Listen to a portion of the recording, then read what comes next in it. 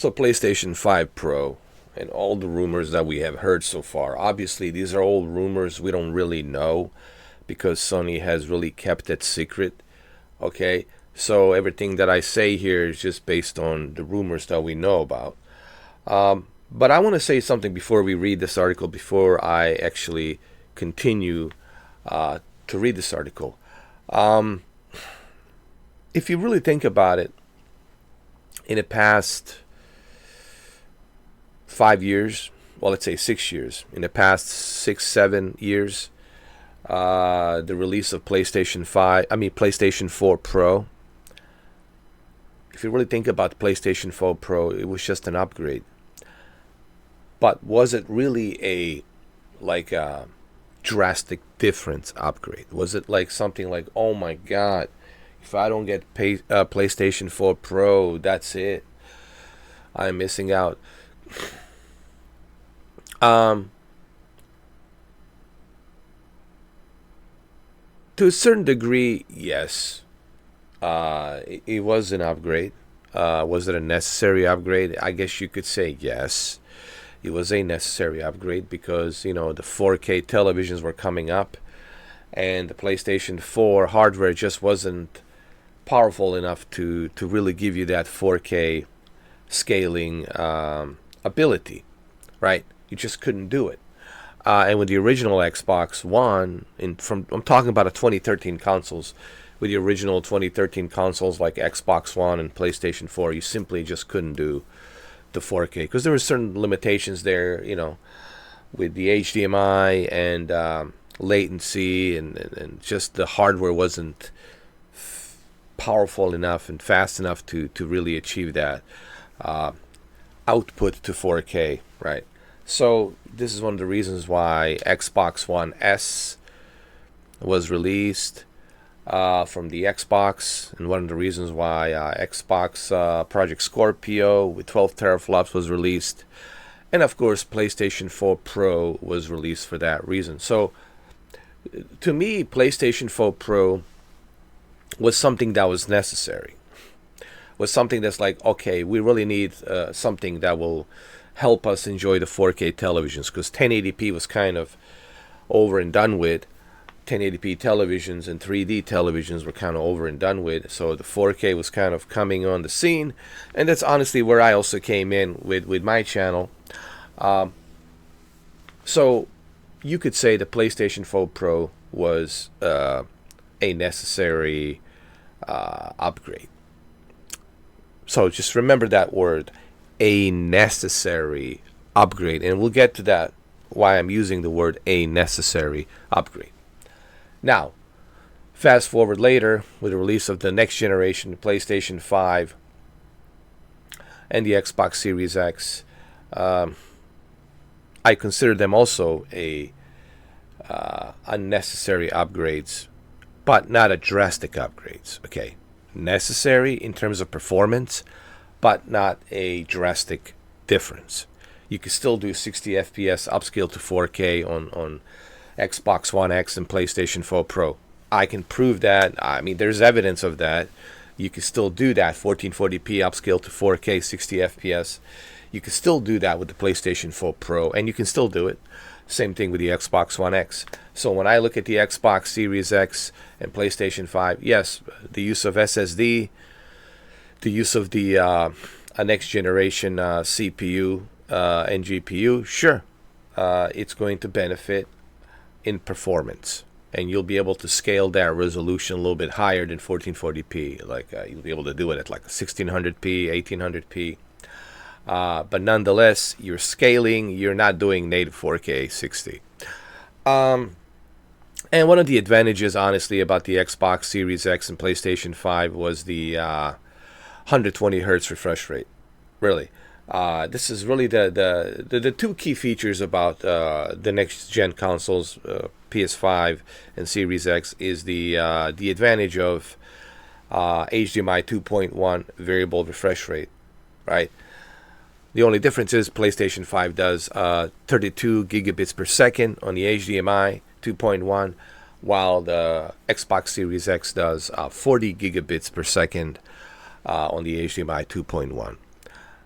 with another caveat, which is obviously the 10-bit color palette, HDR 10-bit, really benefits in terms of Dolby Vision, while the PlayStation 5, it's only at 8-bit, and therefore when you have that, makes it a little bit harder, especially with the HDMI 2.1, which is lower than the expected 32 gigabits per second.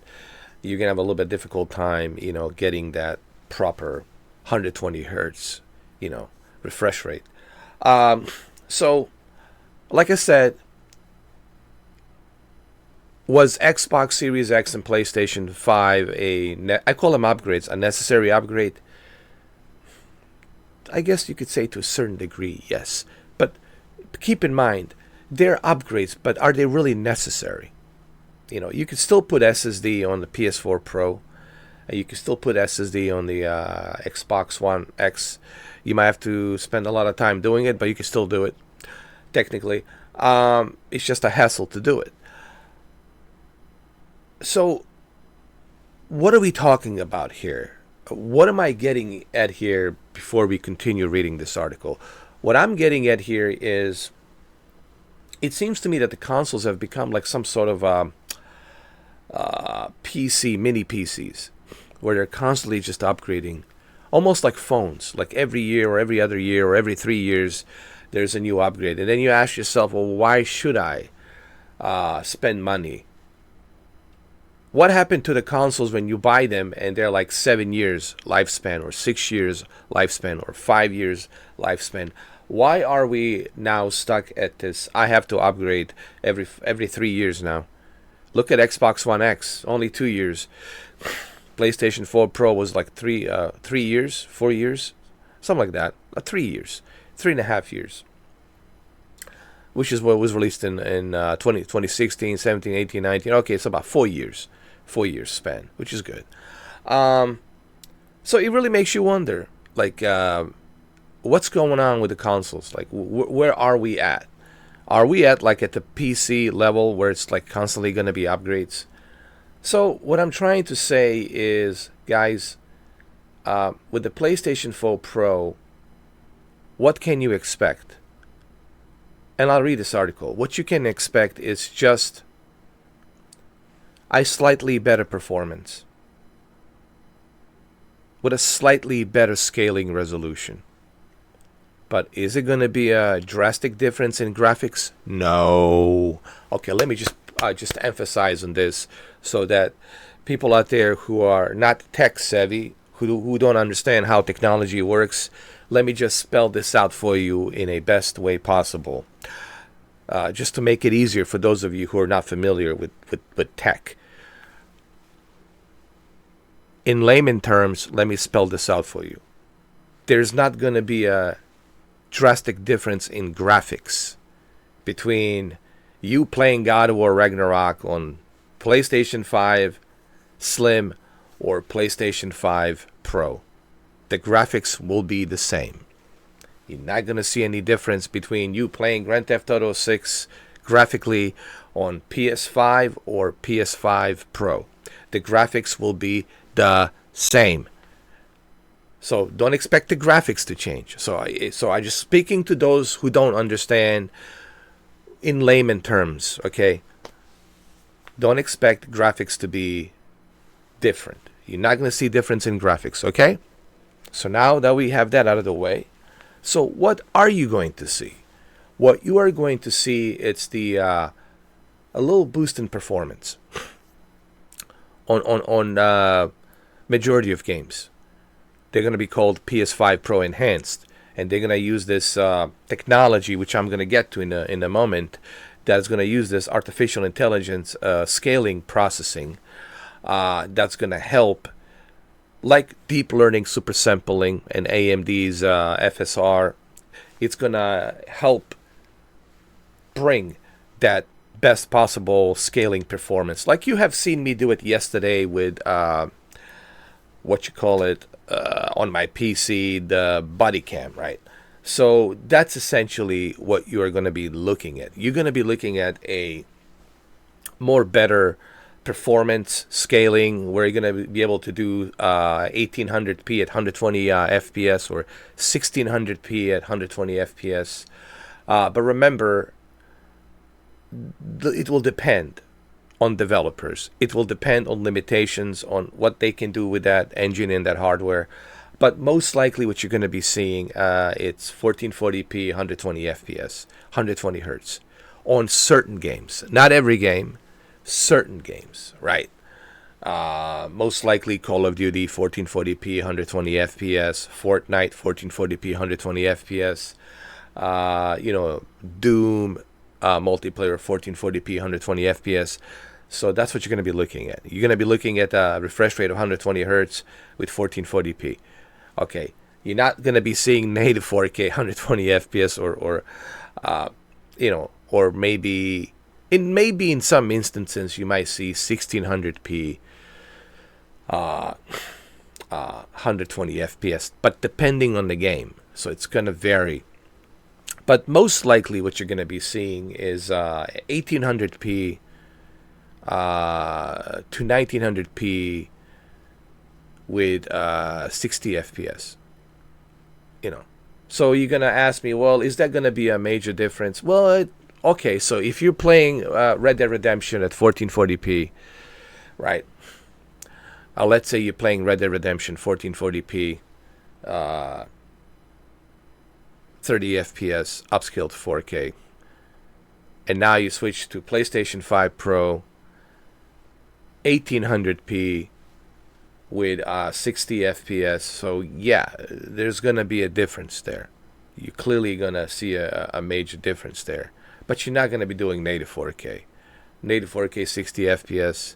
Maybe on some older titles, you can expect like big titles like Red Dead because there's so much going on there, too many moving parts. So what I'm trying to say is you're gonna see some enhancements in performance, but that's it.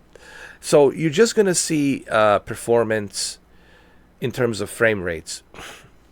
In terms of graphics, if you're gonna be buying a PS5 Pro because you're expecting to see better graphics, you're not going to see it. You're going to have to wait for PlayStation 6 for that. Here, let me repeat this one more time. If you were buying a PS5 Pro expecting to see some better enhanced graphics, you're making a mistake. You might as well just stay with the PS5. Save yourself some money. The only thing you're going to get with the PS5 Pro, it's performance with a slightly higher scaled resolution. But again, we're talking scaling. We're talking upscaling, like my name, upscaling. We're not talking native resolutions here. Okay? So let's just kind of get that out of the way. Why do I say this? Because when you look at the specs of PS5 Pro that we have so far, you're going to see there's not that much of a drastic difference, and you're not really going to be pushing that much of limitations. Because even I, on my PC, and I got a pretty powerful PC, struggling to run certain games at a native 4K 60. Okay, so if I'm struggling on the PC with an i9 processor, 4070, and all these components that I have that blows away Series X and PlayStation 5 and PlayStation 5 Pro out of the water, and people who have 4090, so what do you really expect from a console? So let's just be realistic here. Let's just be technically, factually realistic here as to what you're going to get. You don't have to ask me. You can ask Digital Foundry, and they'll tell you the same thing. So let's read this article really quick before we continue. So what kind of performance upgrade can potential PS5 Pro user expect? The big takeaway here is that experience will be similar to what PS4 Pro offered. Its adopters, as the PS5 Pro, it's set to make existing games look and perform better. As Digital Foundry noted, users can expect games running at 30 FPS to be more stable. Several demanding titles struggle to maintain this pace, and the possibility to other games being upgraded to offer smooth 60 FPS mode, it's also possible, especially when rumored PlayStation Spectral Super Resolution enters the scene. More on that down below. Now, this is really what's the important part. So this is the main kicker. Just like NVIDIA deep learning super sampling and AMD FSR, this is really what you're looking at. PlayStation Spectral Super Resolution. And what is PlayStation Spectral Super Resolution? The last couple of years have been seeing huge leaps in PC gaming, as NVIDIA deep learning super sampling and AMD's FSR have pushed graphics cards to new heights. Essentially, this gives owners of high-end GPUs more visual bang for their buck. Thanks to graphical upscaling and anti-aliasing technology that stabilizes frame rates without sacrificing fidelity. And Sony is said to be looking to introduce its own take on that idea in the form of PlayStation Spectral Super Resolution, which would be PSSR. In documents acquired by Insider Gaming, it's claimed that Sony is internally aiming to deliver 4K 120 FPS and 8K 60 FPS gaming experience using PSSR for future console generation. This is just a sale pitch, guys. I'm not gonna believe this till I see it. Digital Foundry is not gonna believe it till they see it. Once we get our consoles, PS5 Pro, once Digital Foundry gets the console, PS5 Pro, and once they start doing the tests, then we're gonna believe this claim. But right now, this claim, take it with a grain of salt, man. Just like that 8K banner, remember that the Sony put that 8K banner? This is just a gimmick sales pitch. All right. So even right now, on a PC with a deep learning super sampling, it's still, even on a PC, 8K upscaling to 60 FPS, it's still a stretch. Okay, maybe 40 FPS depending on the game. So even on a high-end GPU like a 4090, and 4090 is the king. There's nothing bigger and better than 4090. It's the behemoth of a GPU. But even the behemoth of a GPU, 4090, is struggling to deliver that 8K 60. So this is just don't even give this any food for thought.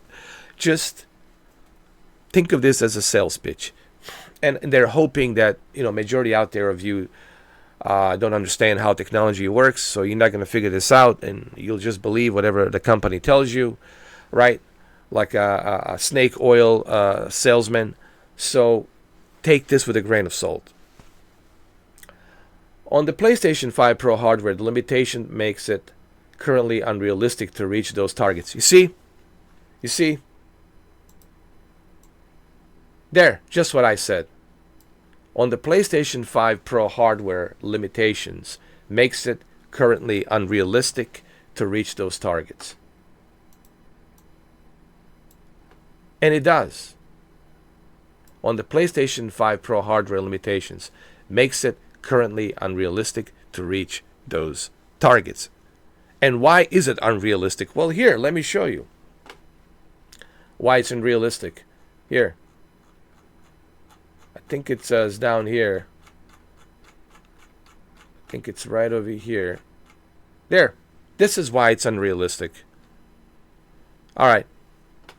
Here's why it's unrealistic. So the current PS5 has CPU architecture of 8-core, 16-thread Zen 2 at 3.5 gigahertz. PlayStation 5 Pro is going to have 8-core, 16-thread Zen 2 at 3.5 gigahertz with a boost of 3.8 gigahertz. Not much of a difference here, man. This is just like you comparing a little bit bigger orange than the one on the left.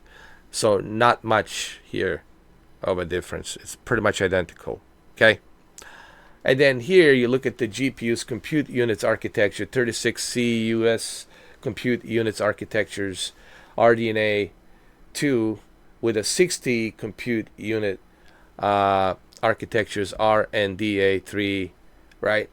Is that going to be a huge, you look at these numbers, is that going to be a huge difference? Man, I had tried so many different graphics cards, and I can tell you, dude, barely, you're not going to see that difference. Okay? few frame rates here, few frame rates there. You get like maybe 10 frames here versus 10 frames over there, a little bit lower. That's not going to be a drastic difference. And then you look at the teraflop, the GPU clock.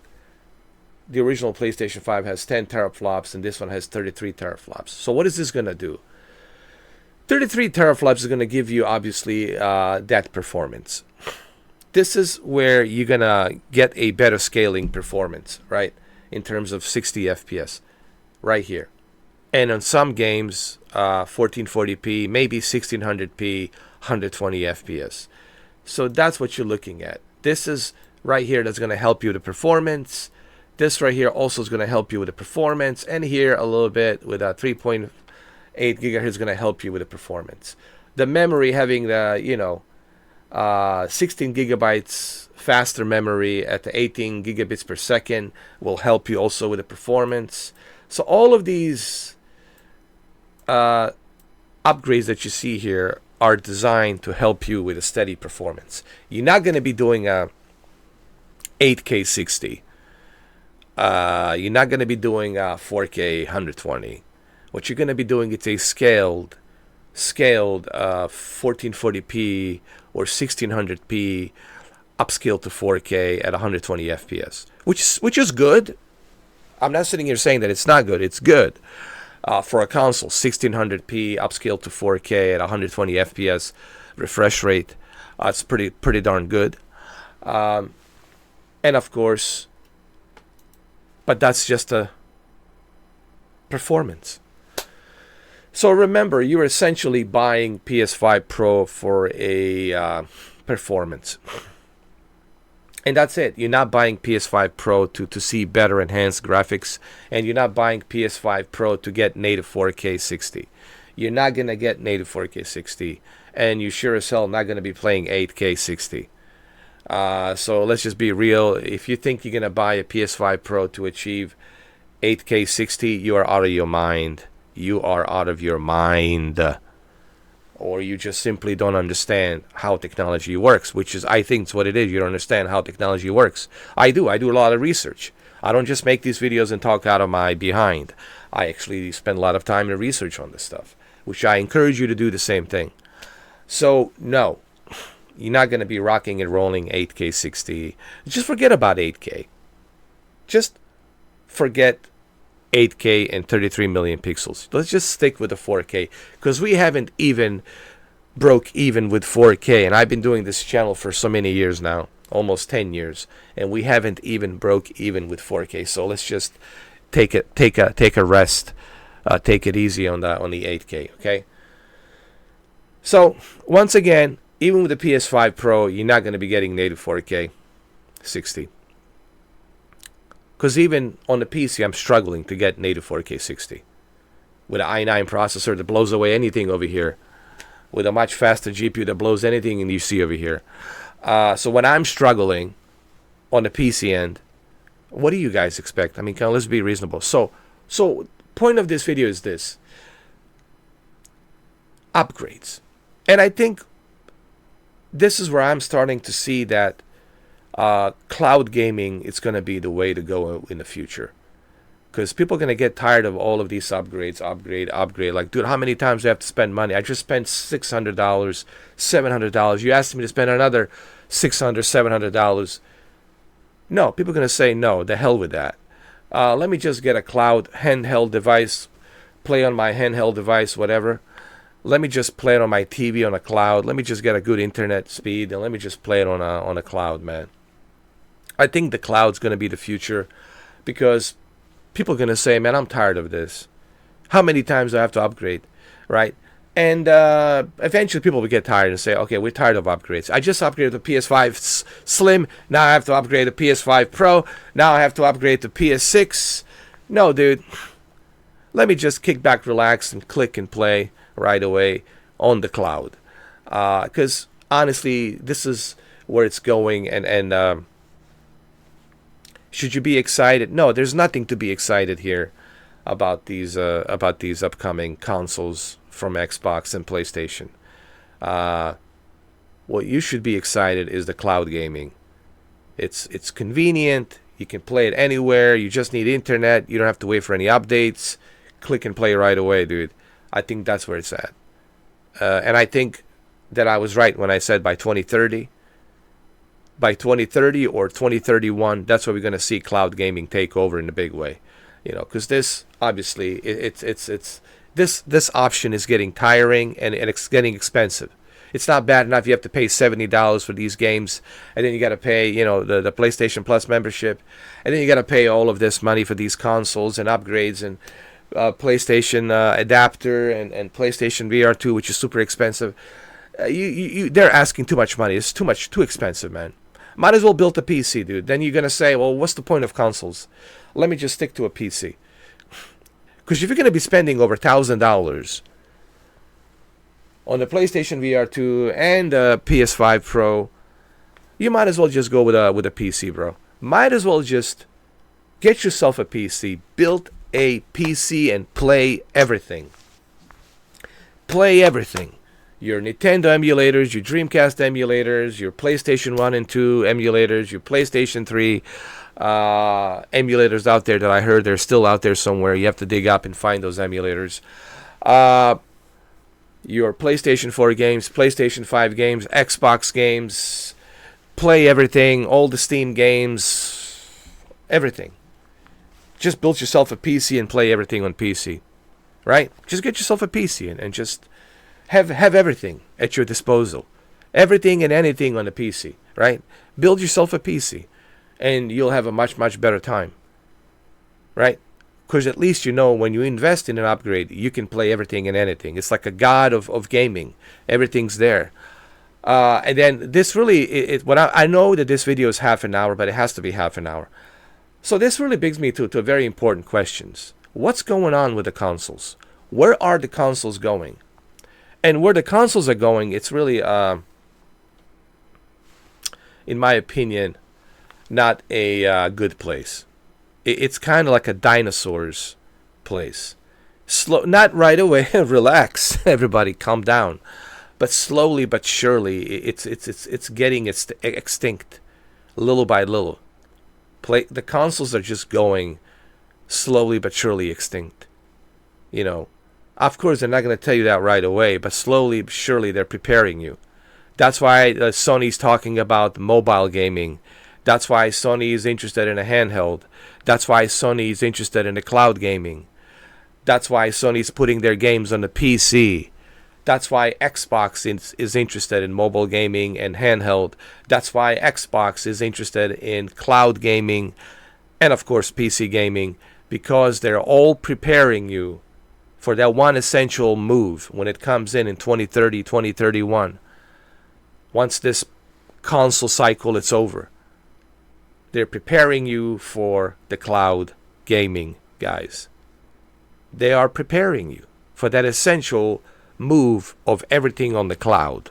With the artificial intelligence and everything, they're preparing you for the cloud move. And that's where it's going, guys. All of this that I'm saying, all this trajectory indicates that's the trajectory, that's the road map that we're taking, you know. And consoles will be dinosaurs. I mean, you can still use it, play it, but they're going to be a thing of a past, honestly. But we're not there yet. We still got, 6 years to go. We got 6 years to go, man. We still got a long time to go. 6 years is a long time, okay? So relax. But don't expect much from PlayStation 5 Pro in terms of graphics, in terms of resolution. Just expect a better performance on all of your games. So you're buying a PS5 Pro for the performance. Just remember that. And I'll end the video on saying that. You're buying a PS5 Pro for the performance. You're not buying a PS5 Pro for better graphics and better resolution. You're buying a PS5 Pro only for a better performance. And that's it. If you're okay with the performance, if you want a little better performance, then get yourself a PS5 Pro. And that's it. That's all I wanted to say. Other than that, don't expect to have a better graphics on your Grand Theft Auto 6 with the PS5 Pro. The graphics will be identical.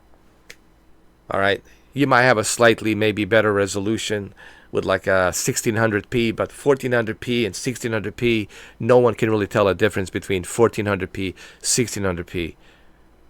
If I can't tell it, if no one else can tell it, so neither can you. All right. So performance is the only thing you're looking at, and that's it. All right. So there you have it. I'm sorry for a 30-minute video, but I really needed to digest all of this and dissect all of this so that way you guys understand what you can expect from PS5 Pro. So that way you have a better understanding, right? Think of me like a teacher. I'm walking you through it so you have better understanding of what you can expect from PS5 Pro. All right, guys. Well, there you have it. Thank you for watching, and I'll see you guys on the live stream. Take care.